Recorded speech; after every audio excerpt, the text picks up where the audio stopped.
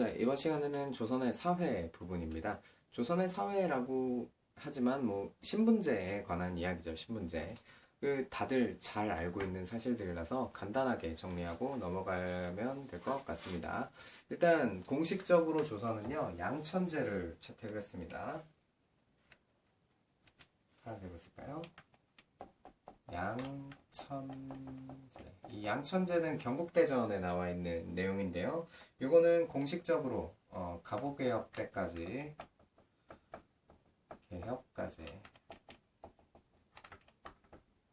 공식적으로 존재를 했습니다.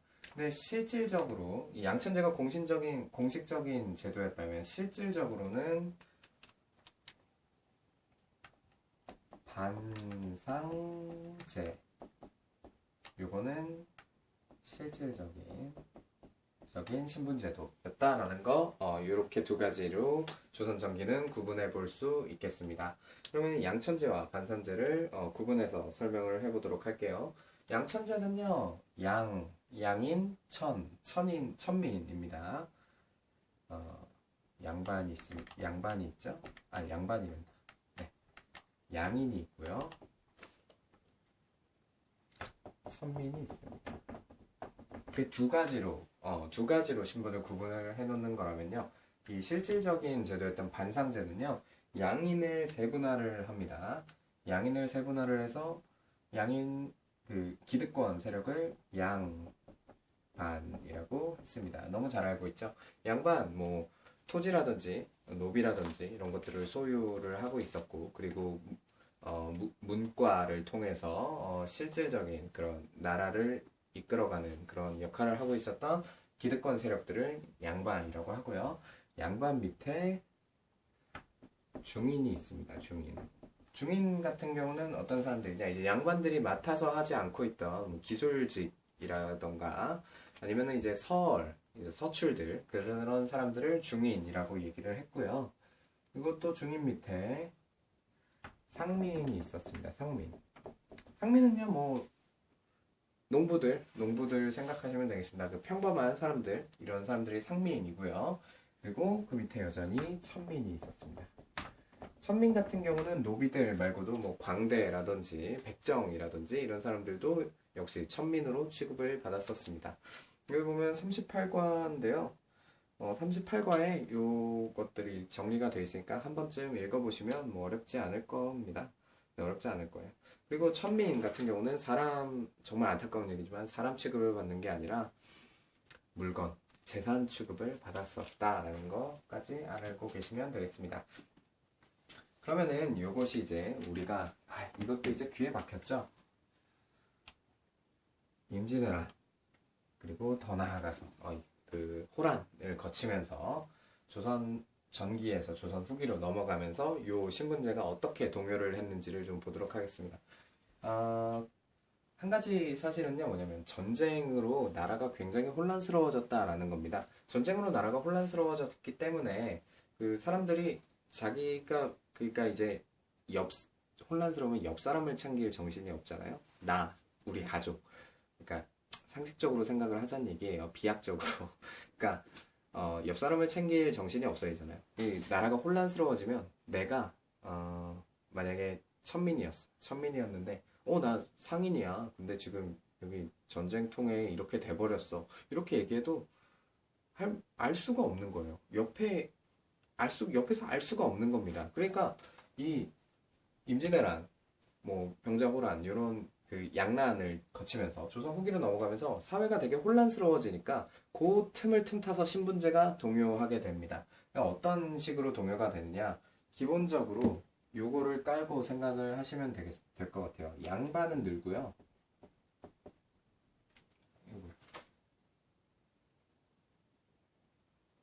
네, 양반은 증가하고요. 그리고 상민과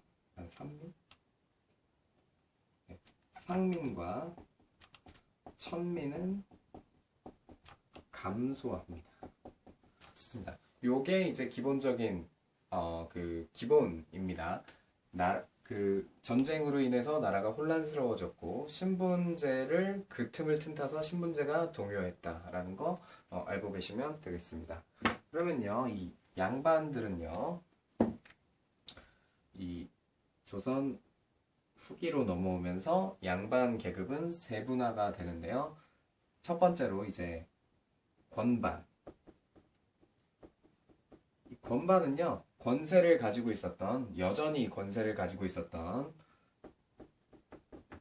여전히 힘을 가지고 있었던 양반 세력이고요. 요 정도는 아니지만 이제 향촌으로 내려가서 향촌의 지도자가 향촌에서 세력을 가지고 있었던 향반, 향촌. 아, 이거 같이 파란색으로 쓰니까 좀 헷갈리네. 이거는, 네. 권반은 권력,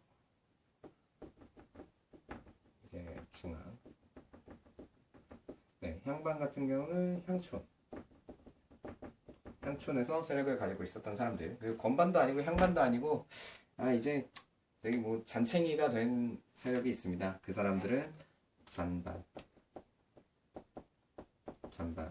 잔반은 잔챙이. 이제 뭐 일반 농민이나 이렇게 다를 바 없는, 뭐 이렇게 쓸까요? 네, 이렇게 된 양반 세력이 있었습니다. 그러면은 이제 중인 같은 경우는 어떤 식으로 변화가 있느냐? 중인들 중에서 서얼들 있었잖아요. 서얼들. 네, 서얼들 같은 경우는 신분 상승의 효과를 봐요. 예를 들면 규장각의 검서관이라든지 요런 이제 관직들을 통해서 신분 상승의 효과가 있었습니다. 근데 이 서얼들 말고요, 그 일반 중인들 있잖아요. 그 기술직을 하던 중인들, 기술직. 이제 중인들 중에 이제 기술직에 있던 중인들은 신분 상승의 효과를 받지 못했어요. 그래가지고 우리도 신분을 올려달라라는 뭐 의미의 운동이었던 소청 운동을 벌이기도 합니다. 근데 소청 운동은 실패했어요. 그래가지고 이 중인들이 이 소청 운동도 실패하고 뭐 이런 좀 암울한 상태잖아요. 이 사람들 입장에서 보면. 그러니까 우리도 양반이랑 다를 게 뭐냐. 그래서 시사라는 뭐 우리 양반들처럼 시짓고 노는 뭐 그런 모임을 조직하기도 합니다. 또 이제 상민들을 봐야죠. 상민들 같은 경우는 어떻게 되냐면 우리가 광장 얘기했죠. 광장. 이 광작 같은 경우는 경영형 분홍이라고 얘기했어요. 경영형 분홍. 광작, 이렇게 경제적으로 농사를 통해서 경제적으로 부를 축적했던 세력들이고, 그리고 뭐 이 상민들은 여전히 뭐 그냥 보통 사람들이잖아요. 일반 뭐 임금 노동자가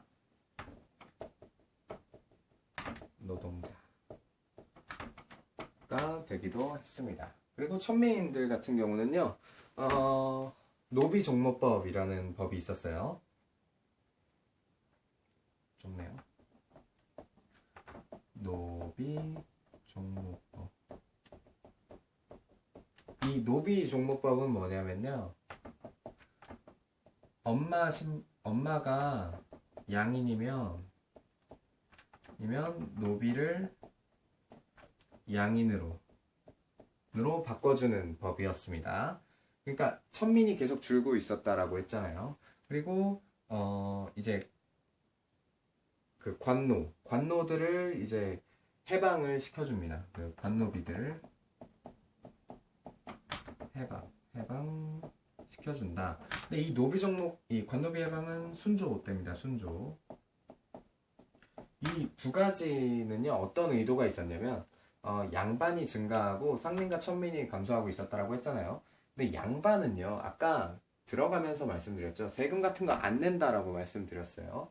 그러니까 나라에 돈이 안 거치는 거예요. 그러면은 이 천민들도 그 돈을 안 내는 사람들이에요. 사람 취급도 못 받던 사람들이잖아요. 물건이라고요. 이 사람들한테 원래 세금을 안 받았어요. 근데 이 사람들을 양인으로 바꿔주면서 나라에 세금을 걷겠다라는 의도인 거죠. 자, 천민은 세수 의 목적이 있었다 라는 거 알아두시면 되겠습니다. 그리고요, 한 가지 좀 추가적으로 말씀드릴 부분은 요 향반들과 요 광작 사이에서의 세력 다툼이 있는데요. 그거를 향촌에서 일어난 전쟁이라고 해서